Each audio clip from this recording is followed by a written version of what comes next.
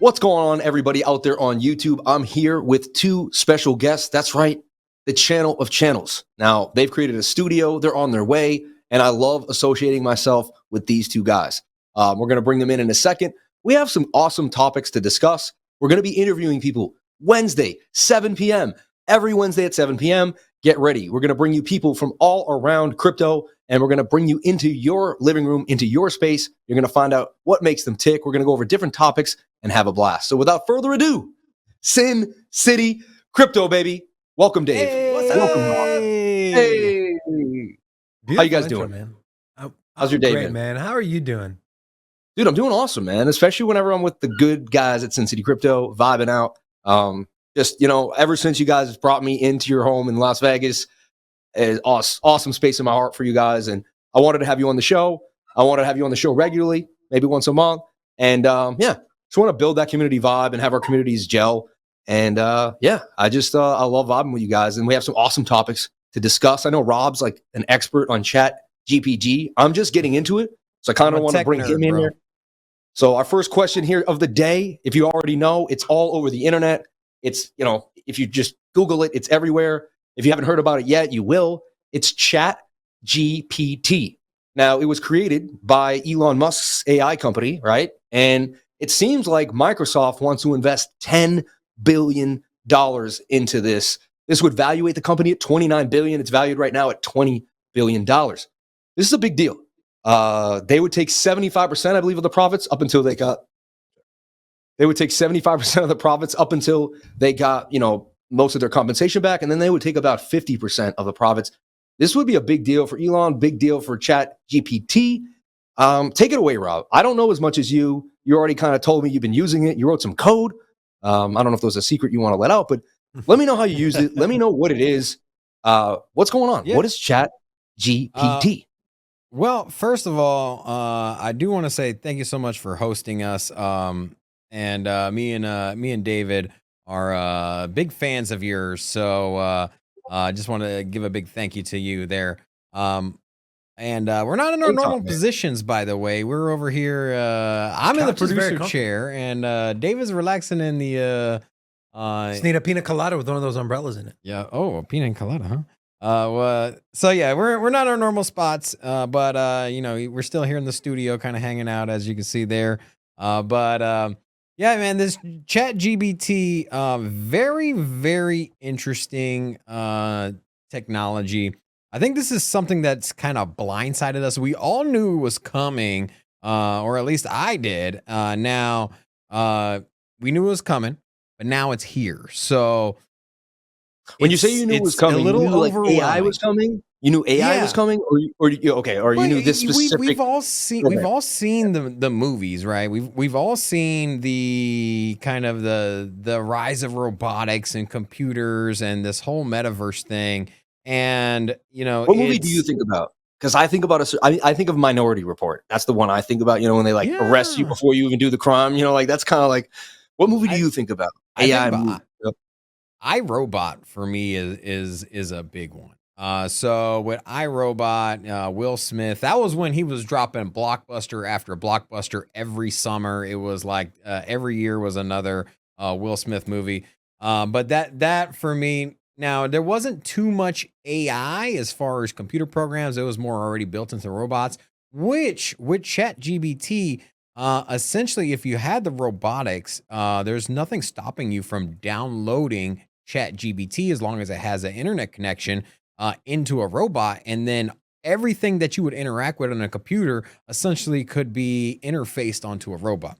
But here, just to expand on what ChatGPT is, I'll kind of. What is it? Does the GPT stand for anything, or is that just like I'm gotta mean something like protocol, something like something protocol, or I'm not exactly sure what it is. I'm not exactly sure what it stands for, to be honest with you.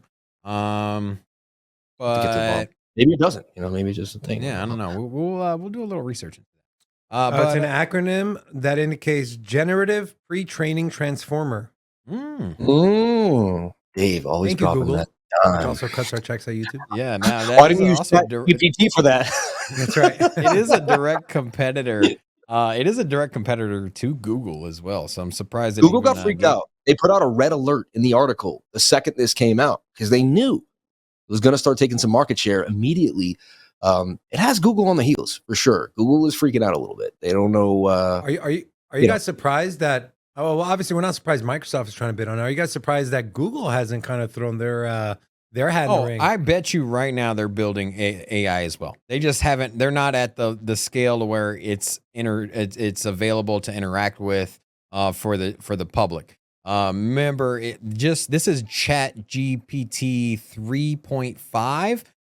Even 3.0 wasn't available in the same format that it is now. So when 4.0 comes out, I'm kind of scared to see what that looks like. It has all the information from 2021. So it doesn't have anything relevant from 2022 and beyond. It's not plugged into the internet. So yeah, just to give you a quick overview on. Wait, what I'm confused. Okay. You can't ask it anything over all of history. You can only ask it over the year. I don't know. Yeah, no. It had. Okay, so what they did. Okay, so you're the expert here, Rob. You can break it down for us. Okay, so what Chat GPT did was they compiled every piece of text, every conversation, every piece of research news. Yeah, research news, every Twitter, anything on the internet that has text on it. They downloaded it. Is that the NSA? 2021 and before. Obviously, all the text before the internet age, there was no communication on the internet. So anything archived also. So, you have a lot of the Bible has been, obviously tons of copies of that, even though that wasn't, written on the internet, copies of it are on the internet. So basically you have all the information ever stored in text format, uploaded to a server essentially. And what this program does is that you ask it a question and it uses all the text to answer the question in the way that you think it wants you to answer it. And so it has taken all the language models in the past. It's taken all of the so anytime that anyone's had a conversation, the text that has been written or communicated between the two has formed that conversation. So the software takes what you say and it predicts what you want to hear based on millions and millions of conversations that have come before it. So if I said, "Hey, I'm sad today," what would the person normally say in that conversation? And you say, "Hey, I'm sad today. What is something that would cheer me up?" So it would take that sentence and it would say, "What is the most likely response that this person would want to hear?" And it types it in for you. And then it also, so it doesn't actually have to be facts. So that's where you got to be careful because, you could say, "What is QAnon," for example, and you're probably going to get a litany of answers that have been found on the internet. And so don't take what it says as truth. So that's essentially what it is. But now you can also take all the text that has ever been created as far as instructions, manuals, facts, anything on Wikipedia, and it takes into account those. And so when you're searching, how do I make pasta?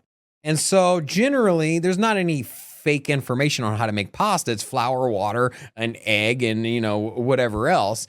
And so those ingredients have been repeated over and over again. The computer knows that this is more than likely the answer because the 99% of people have answered it this way. And so it'll give you those numbers. And one thing I want to chime in real quick. One thing I thought was interesting is because obviously, on our show, we try to bring guests on our show, and sometimes it's you have a hard time finding contact emails. And so I asked the Chat GPT. Bring guests on your show. You do bring guests on your show. I know, I do. And you try, but you guys do it. You do bring guests on your show. You don't. We do, but there's some guests. Their contact info, it's really hard to find. So I was like, "What's a contact email for?" I don't know, a random person, and it said, "Oh, Baron." no, yeah, right. And it was like it's not appropriate for me to give contact info out, and so I guess there has, because I was worried. I was like, well, where do you draw the line? Like, can people find personal information about you that you don't want them to find? But I guess that line has been drawn for now.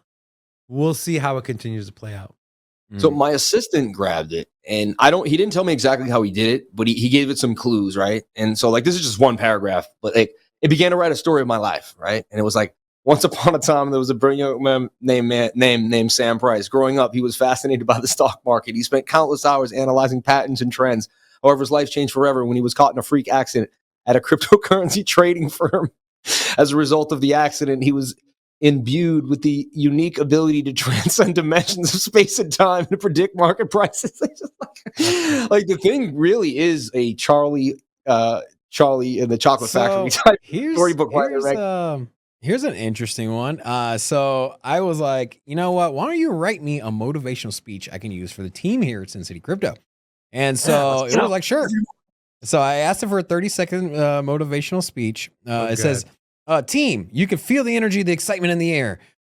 He's like, oh, team, can you feel the energy and the excitement in the air? We are creating something truly special here. We may be small, but we are mighty. We are a team of creative minds who are passionate about what we do. Every day we have the opportunity to pour our hearts and souls into the content we create on YouTube. We have a chance to make a real impact and change in people's lives through our work. But we can only do that if we believe in ourselves and our abilities. So let's not go through our emotions. Let's pour our hearts into every single video we make. Let's give it all we have, and let's make something truly incredible together. Let's be proud of what we are creating here. We are making a difference. But okay, but let me now that sound. Now here's the thing. I had asked it to write it first, and then it sounded really generic. So then I was like, hey, can you modify it, make it more emotional, make it hit harder? And then it spit it out. It spit this one out. And so my worry is like, are we just going to take the human touch out of everything? Because now, aren't you going to guess? Like I had it write a poem for my wife. I said, it's our 10-year anniversary. At what point is my wife going to be like, did you actually write these? Like, are these your words or just some AI generated BS? Is this your art or is this some AI generated BS? Yeah. Like, I think me and you were on the same page because like right when he said that, me and you must have had, I think we had the simul thought. I really do. Because I was like, wait, like these are heartfelt, touching words that I have to go deep to tell somebody. But like now they can be spit out like a receipt at the dry cleaner. You know what I'm saying? It's like, that's what kind of like worries me. And then you got all these college kids that are now using like, they won't write a word anymore, right? Like, dude, it's like I can literally say, write me a 10 to 12 minute script on Flow blockchain. I want you to highlight tokenomics, partnerships, their founders, blah, blah, blah, blah, blah. And it writes everything out for me. And if you're not doing your due diligence and making sure everything's correct, there could be false information that goes out there. And again, the human touch the element. Like, is this not plagiarism? But is it plagiarism? But the thing is that it's unique though, right? Human touch and it's what you're saying is that human touch, it is identified what the human touch is because of all of the conversations of humans, and it's replicating it so that way it seems like it's regurgitated information from other people. That's what I think. Well, Dave, how do you feel about this? I mean, this is why it's the beginning of like a revolution of AI. Because think about it. It's like if you close your eyes and they were able to put heat and texture and it went like that. And then your wife did it. Like, we won't know the difference between touch at one point. I know my wife's touch. It's a sweet touch. Babe, I love you. But you know what I mean? It's like, if we can start putting feelings into paper, it's like, when does it's like, if we can start connecting emotions to data, it's coming, man. It's coming. Guys, I don't know if I'm a big fan of it. We are the generation that is going to go through, like the first generation went through the first car. Or my parents said they first had the TV, it was like, my dad said they used to have a phone where everyone could hear you in the neighborhood. Like you patched in and like, you could pick up the phone and you could hear like everyone on the street use the same phone. Like it was really like, this is what happened. Like, that's why you never said anything on the phone, so we're entering. You said so on the phone. The thing is right now this software is only running on computer because it does need quite a bit of processing power to run it. And so it's probably only a year, maybe 2 years away before this is integrated on your cell phone. And I'm assuming it's going to be on everybody's cell phone. So kind of the same way that you have Siri now.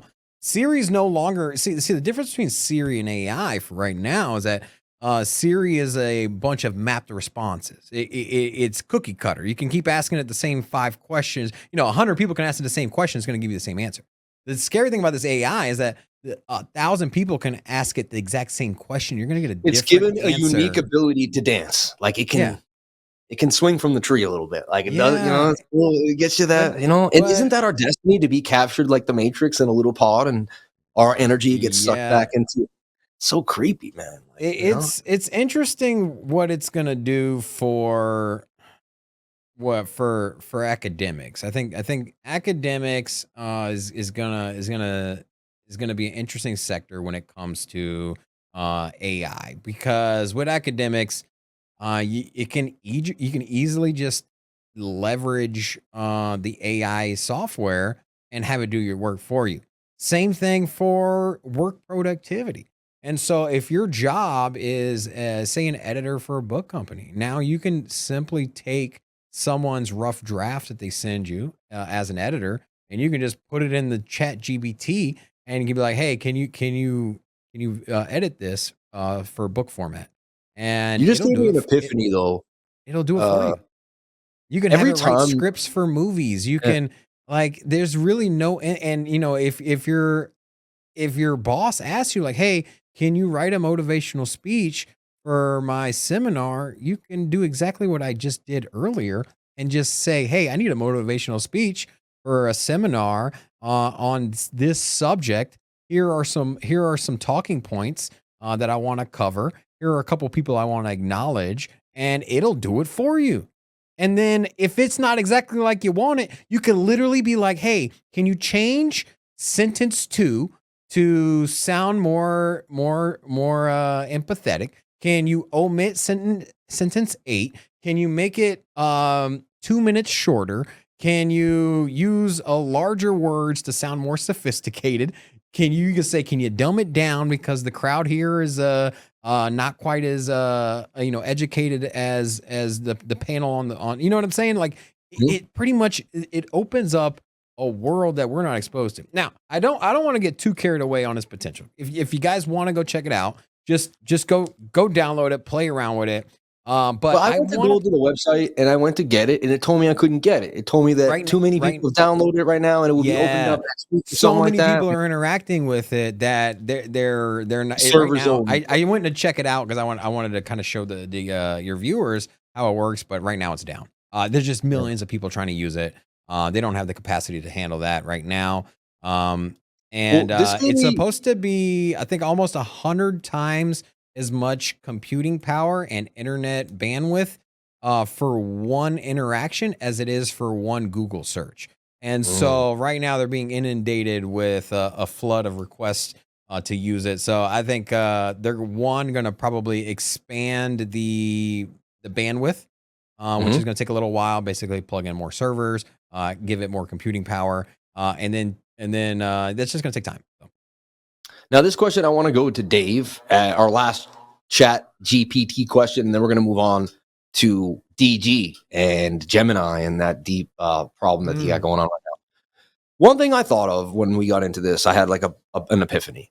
One thing, it's great when we take remedial processes and make them faster, right? Like back in the day, if we had to make a wheel, it took us so long, right? Now we have we have a system, we have conveyor belts, things get, it's like we don't have to spend time on smaller tasks. So we have to look at ourselves now as we were in the 1700s. Right now, we're in a section, like we think we're highly advanced, but 200 years from now, we're going to look back on now and be like, oh, we wasted a lot of time doing those little things, right? So that's kind of cool. Like it could help advance us in one way. Number 2, though, this is what I wanted you to answer, because you kind of seem like such a down-to-earth, cool guy. I really had really good conversations with you in Vegas. There comes new tech out, right? Like, for instance, there's woodworking, and guys do it with machines. And then there's the guy that does a hand, right? And he sells his hand bows. And people still go to the farmer's market and they want the handcraft. Do you think there's still going to be space for the person that says, I don't use AI?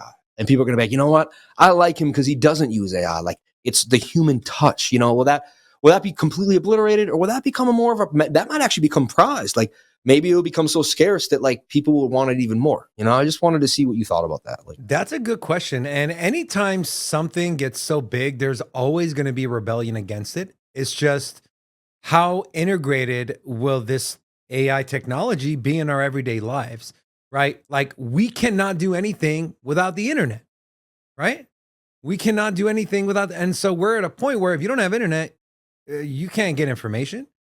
Sometimes you can't apply for jobs. You can't work. So like how integrated will it be? But of course there's, when we went to cars, you still have people, I believe the Amish people that don't do electricity. They like horse and carriage. They build their own water wells. So you're still going to have that, but how minute is it going to be compared to the overall landscape of everything going on in the world? But I definitely think there's going to be people that push back on it, but are they going to be forced to have to learn and use AI technology moving forward? Because if they don't, they're going to be so left behind, whether it's in their careers, in their personal lives or anything. I think that's a question, but it's I do want to say one thing before we move off this subject is that we've kind of omitted the integration of blockchain and this. Now, this is math. One of the things that GPT is really good at is writing code.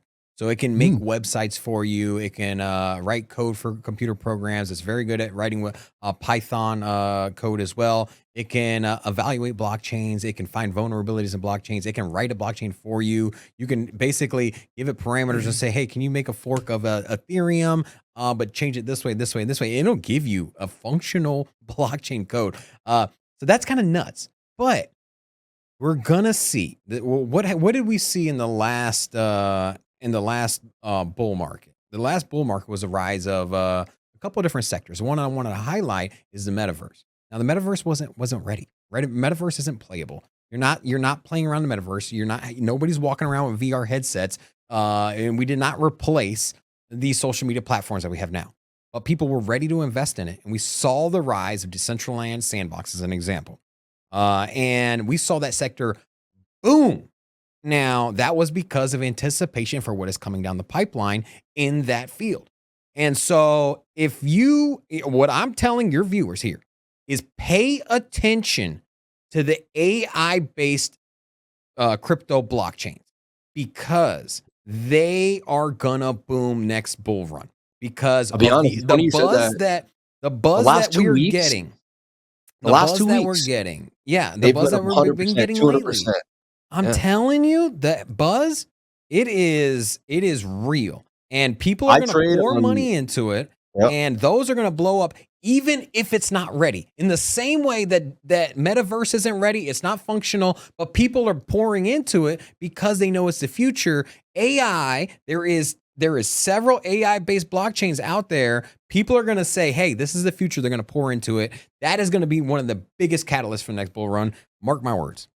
Rob, you're on fire right now, man. I think I caught you at like a high point in your day, man. You were like alpha, beta. You were ripping it. The thing, one thing I want to add to this is cool, you made me think, is I'm a trader. And most days, I spend so much time in the charts, I don't read the news.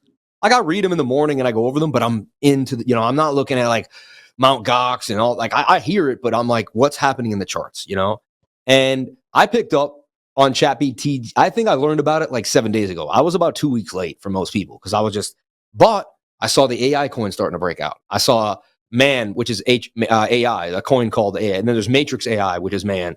I have a list of the 21s that I've been showing on my live stream, and we've been nailing it. AGIX boom for 100%. EFX was another one, boomed. You name it, like.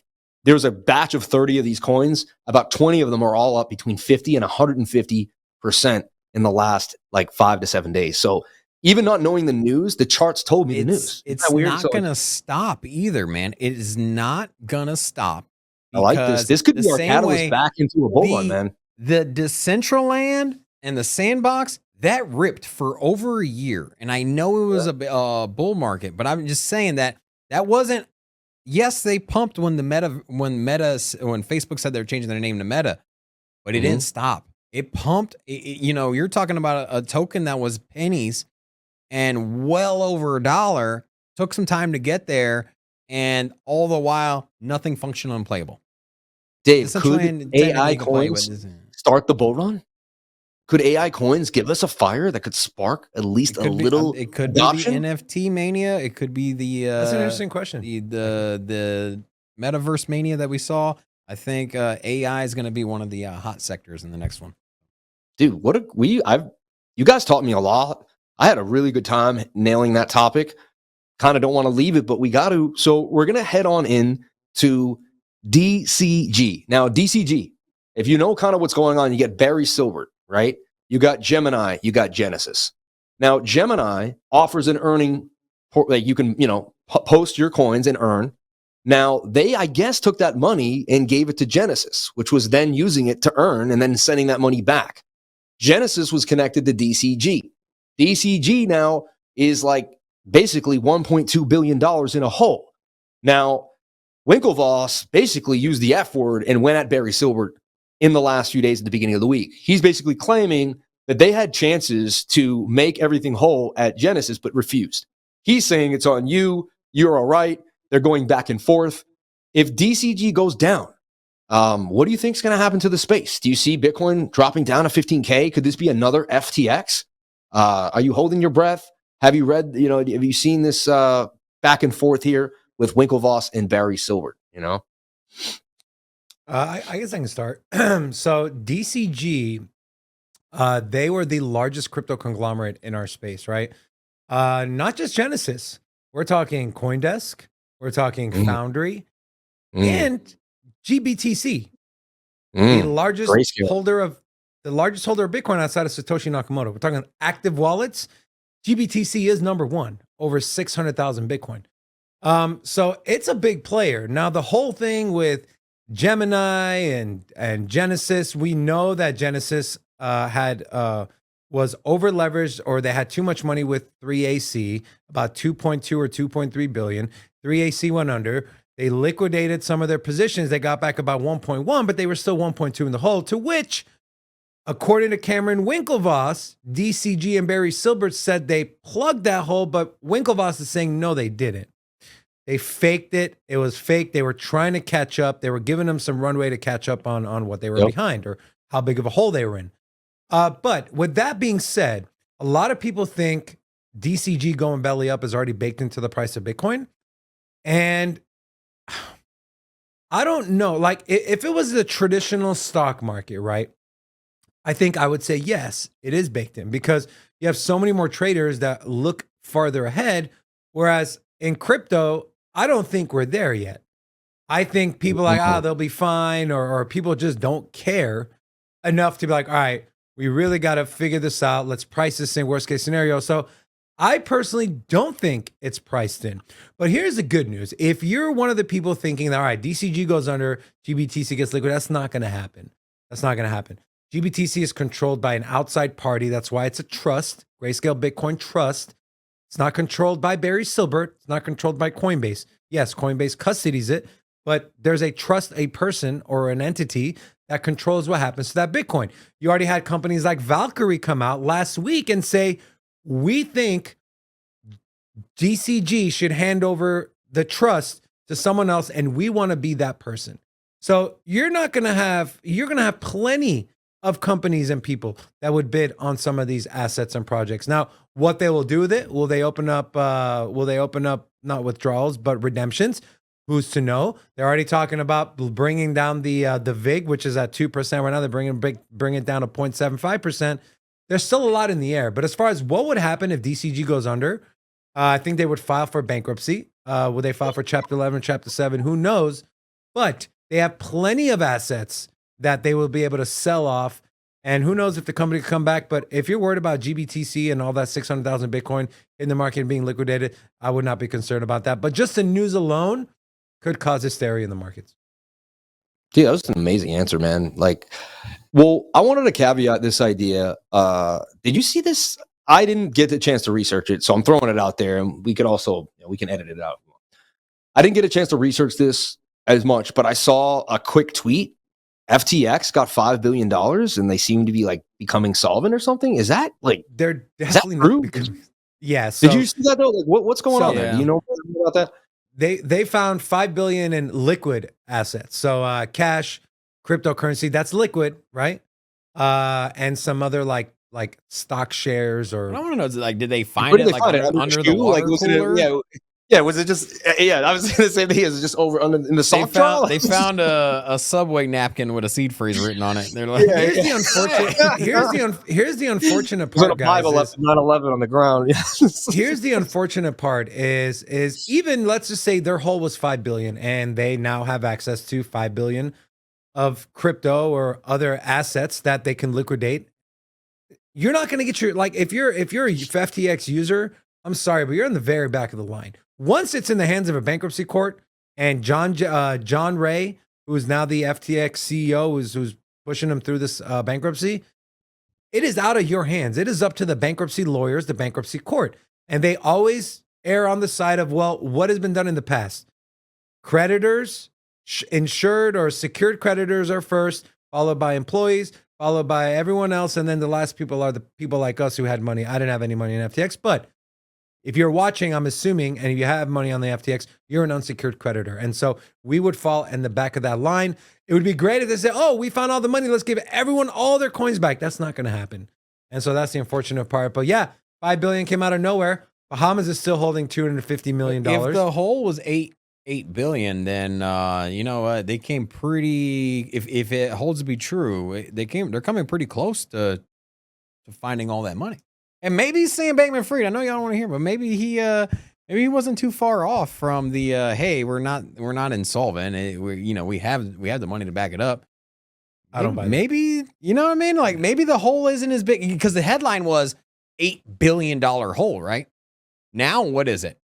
And for all we know, they were trying to make the hole bigger so they could regulate crypto. We all don't know what they're using this example for. Like, was it created in the first place? Like, it just, I don't want to go too deep because I want to, exist. But, it's just like, you wonder, right? It makes you wonder where the real motive is coming from. And if this is part of a bigger story, a bigger yarn that we're just becoming a part of now, So. All right. We'll have to wait and see. Yeah, I know, man. So, yeah. Now, the last thing I want to talk about, what's it? Business such as Portugal, UK. Yeah, so in my mind, we're falling behind in the United States. Let's break this down. Technology is moving forward. We're the head of tech, right, for the longest time, right? We had the dot-com bubble. We were booming. We supposedly make all the awesome tech. We produce. We're at the forefront of technology. Our army is supposed to be the best tech. So what is going on? Like, why are we being subdued in the crypto space? If we go and look at Dubai, over 3,000 new crypto companies, 500 new companies coming. They created a crypto-free zone, like a place where you could all be working together in one of the biggest, beautiful buildings in their district. So, and that's not the only city. There's other places throughout the world, Singapore as well, too, that are really bringing crypto in and helping it evolve. It's making me think, dang, should I leave? Should I go somewhere else where crypto is far more friendly to me? Considering the things that I've had to go through in the last few weeks. So what do you guys think? Why are we falling behind? I mean, we kind of know the real reason, right? It's kind of the SEC and a lot of other things, but are there other reasons? Does it make you vexed? Do you ever think of going somewhere else? What do you guys think? I think it's two parts. I think it's two parts. I think one part is power, right? It's something they tried with Tornado Cash, sanction it, but people are still using it. So I think one of it's power, right? It takes power away, and they're afraid if cryptocurrency becomes adopted, let's say for payments, or let's say a country like Saudi Arabia gets off the petrodollar, that would harm the US dollar and the treasury market on the back end. The second part is the way our republic or our government is structured, it takes forever to pass laws and regulations. All they do is Republicans bicker, Democrats bicker. They bicker, nothing happens. Unless something punches you in the face and they're like, all right, we have to get this done. I think that's the other problem, is these other countries, they're ran, whether it's a dictatorship, whether it's communism, whether it's whatever. It's like, all right, we're doing this. Okay, cool. It's not like, well, we got to vote, and then we got to pass the vote, then we're going to veto the vote, then we got to have a majority, then we're going to filibuster, then we're going to. So I think that's part of the problem. That's why America's always behind. You say head of technology. People, America, the number one country, we're ahead in finance. That we're not. We're really not. And it's politicians on us back, and it's also power holding us back. Those are my thoughts. Well, you got to take into account history, okay? I mean, you're a chart guy. So you're trying to predict what's going on here in the next trading day, next week, next month, next quarter. You look at history. You look at what's happened. And so, this is life. Life, you look at history, you look at data, you look at what has happened before. And this is what you need to know is that countries do not stay dominant for the history of mankind. Yeah. You had the rise of the Romans, you had the Dutch they ruled everything. They were the first stock market. New York was called New Amsterdam. You have to remember that things are not going to stay as they are moving forward. You have industrial revolutions going on in all of these different countries. You have India is making headway, Africa's making headway, and what we're seeing right now in the Middle Eastern market is that they are growing in the technology sector, and you either adapt or you're going to get left behind, because to have the mentality that, hey, this is, we're the dominant house, we're not going to go anywhere. I mean, the British Empire, they are no longer the world power. The Germans at World War II, they are no longer the dominant nation. The U.S. will not be the dominant nation forever. I mean, at some point, we're going to fall behind. Now, maybe, hopefully it's not in my lifetime, but at some point, there's going to be another country that comes out and outperform. And so you got to look at population. The baby boomers have retired, so we have less people in the workforce. And conversely, you have other populations around the world, like India and countries in Africa, for example, that have this massive population that are being more productive. They have more output. They're focusing more on education and technology, and they're going to replace what we have. But we do have one defense to this. We do have a hedge against it, is that right now we are the leader, and right now that we are the go-to. So we got to stay ahead of innovation. That's why, it's so important for us to embrace and adopt new technologies, cryptocurrency and blockchain being one of them, because if we don't, other countries will take advantage of it, and you know what? We're gonna lose first place at some point. Hopefully, it's not within my And as Ricky lifetime. Bobby said, if you ain't first, you're last. Well, what this brings me to is we have all these politicians that they say they're there for the little guy. I want to be there for the little guy, right? I represent the hardworking people that they get taken advantage of. Blockchain empowers those people. Like the easiest example is people in like Zimbabwe and other countries, Somalia, they can't even make a bank account. How could you send them money? They can't even fill out a form. Like they're not involved in the banking system. I could be wrong, but I think there's like 3 billion people that are unbanked in the world, right? Because they're just too poor for banks to care about. So once you give them a cell phone that they can have a wallet on, they're involved in the economy. They're in the banking system now. The scary thing is that they're starting from Elizabeth scratch. Warren comes out and says, crypto's money. My whole point was, Elizabeth Warren claims to be the little guy's warrior, but and she's hating on crypto to the point of no return. And we can't use these techs to help the people that need it, because the people that don't even understand the tech that are trying to help those people, there's a disconnect between the technology and the want to help. And we got to get those people to see that they're actually hurting those people by throwing blockchain under the bus. So you know what I mean? I want to say that the scary thing is that these countries that are evolving, and that that you mentioned, Zimbabwe, for example, they're starting from scratch. They don't have the gigantic infrastructure that's intertwined with all these different countries that institutions. They're starting from scratch. So for the U.S. to pivot and change our monetary system and the way things function is extremely difficult. So right now we're actually behind the ball, because other countries, they can just start right now and they don't have to redo everything. So it's easier for them to make a fresh scratch. But we have the resources available that if we wanted to, we can. But it's that more difficult. I'm just saying that we should be getting ahead of the game 100%, because if we don't, we're going to fall behind. But what I'm saying is that these other countries don't have anything to lose. They don't have a banking system that is world renowned right now. So they're like, cool, let's just run with this blockchain thing. Let's run with crypto. It's more efficient. Why would we start with something way outdated? And so now you have hundreds of countries that essentially can do it. And one of them is gonna nail it. One of these countries is gonna nail it. They're gonna have a badass infrastructure. And if we don't get away from, hey, this is the way we do it, wire transfer, 5 days to process, $30 charge, that's what it is. Sorry, that's not what it is. More efficient. Somebody else is going to take advantage. Would either of you guys, you can both answer this in different times, would you ever move to Dubai? If yes, why? If no, why? Would you ever move there and do your crypto business there? Have you ever thought of it? I've never thought of it, but I don't rule anything out. If it comes to a point where it would benefit, my career and my family to move there in the lane I'm in, then yeah, I would absolutely consider it.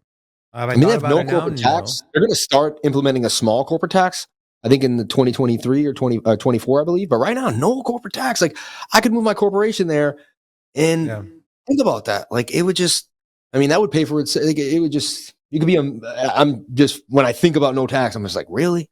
Yeah. That's a lot of money in your pocket to reinvest into your business.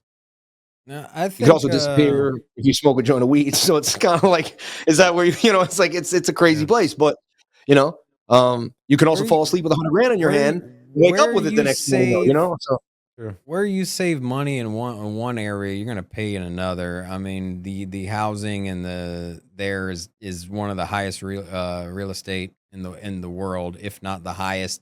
And so I think that hey, if you're going to save money on taxes here, you're going to pay for it elsewhere. Well, you'd break even and live in a nicer home, though. Yeah. So, it's like, yeah. I don't know. I think that like too hot. It's too hot, right? as long as you're in a free country, the U.S., for example, you can kind of just pick any of the like established countries. I think you can take the framework that's there. You can build a business, as long as you're not in like some oppressive regime. Most of the time, if you are driven and you have invested in yourself and you have capital to get whatever you want off the ground, usually there's tools in place. The U.S. just really, that's what makes the U.S. beautiful, is that there are so many programs to help you out. There's so many lending and forgiving, and like you can start a business, and if it isn't successful, you can you can file for bankruptcy and start over again. And one example with Dubai, if you don't pay your bills, you can go to jail for that. And so like there's actually a highway where people are known for leaving their Lamborghini. So there's like this broken down Lamborghini highway. Well, it's not broken down. They just leave Lamborghinis in parking garages. They'll leave them on the side of the road, and they'll flee Dubai because if, say, they have a crypto business and you're in the middle of a bear market, you can't make your Lamborghini payment. It's not a creditor that goes after you. It's the government, and you could go to jail for it. So it's pretty common for people just to up and leave the thing. So is that a place I want to live in? Also there's the alcohol is pretty strict there. You have to have a license to drink alcohol in certain areas, really? Or apply for it. Yeah. And so I think it's a little too controlling. You do have freedoms in economics there, but you're giving up other amenities that you would have elsewhere. And lastly, what you can be successful in the U.S. You have to pay a little bit more in capital gains. It's just the price of doing business, and I feel like the price is worth it here in the U.S. So I wouldn't be interested, wouldn't completely rule it out, but I think that I can achieve my goals here in the States, and I don't need to go elsewhere to achieve those. It was great answers, great questions. Guys, I think we're going to wrap it up. Like, this was unbelievable. I'm blown away. My first real interview, starting the interview series. We're going to be talking to people all around cryptocurrency, understanding. You guys gave me so much knowledge today. I didn't know this much about Chat GPT. I didn't know even as much about the Barry Silbert story as David did. I love interacting. I love asking questions because you learn so much. I hope my viewers learned a lot. I hope you got to meet these awesome two guys. Quick backstory, if you didn't know, I flew out to Vegas in October. I had internet problems at my hotel. A great subscriber of mine knew them, sent them a message.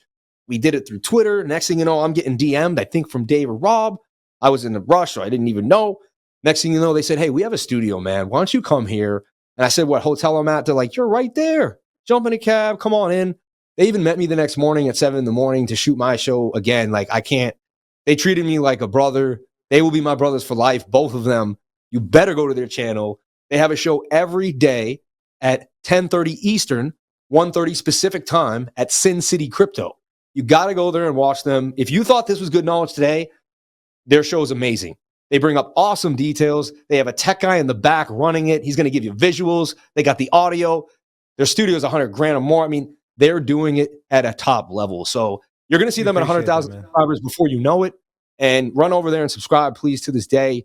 And we're going to make it together. 5 years from now, we're going to be at a conference together talking about how we made it and we pushed through. And so I'm super excited to keep these contacts throughout the space. Thank you both for coming. Thank you both for showing up. You guys are awesome, man. Thank you so much. Real quick to the lifer community, we get a lot of you guys on our show. And we just want to say we appreciate you guys. We see the 33 in there all the time. So we love you. And if you haven't stopped by yet, make sure to stop by. We have a lot of fun. So Sam, and thank you for doing this, man. And this was a lot of fun. I want to say, man, you know, this isn't a business relationship. You are a true friend of ours. And so, yeah, man, I just want to say which says a lot because I'm not even a true friend of Robin. So. You're not really not. I'm sorry. This is business partners. We're actually not kidding. Funny story. It's not a joke. That's why we're good business partners. Yeah. All right, brother. Well, thank you again. Thank you guys so much.